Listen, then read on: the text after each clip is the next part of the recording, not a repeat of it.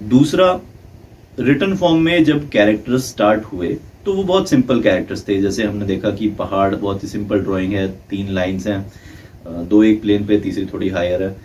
तो पहाड़ बहुत सिंपल ड्राइंग है, चांद, सितारे, मून, हवा, पानी, इस तरह के जो वर्ड्स है वो बहुत सिंपल ड्राइंग्स थी। लेकिन जैसे जैसे लैंग्वेज इवॉल्व हुई, लोगों की ज़रूरतें इवॉल्व हुई, तो उनको अपने कैरेक्टर्स बढ़ाने पड़े, उसको वो ड्राइंग्स बढ़ानी पड़ी।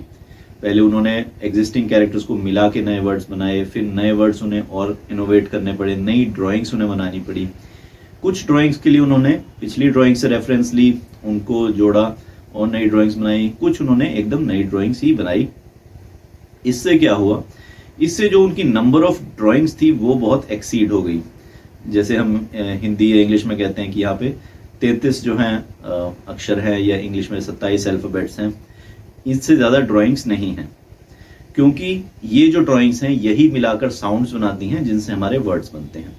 लेकिन चीनी भाषा में हर वर्ड के लिए एक पर्टिकुलर ड्राइंग बनाई जा रही थी, जिसके लिए आपको हर नए आइडिया के लिए एक नई ड्राइंग भी इन्वेंट करनी पड़ रही थी।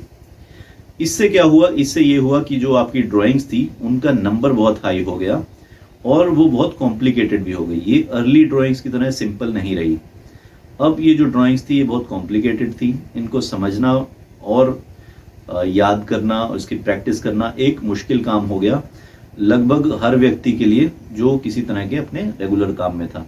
सो ये काइंड ऑफ एलीट लोगों के लिए ही एक लैंग्वेज रह गई।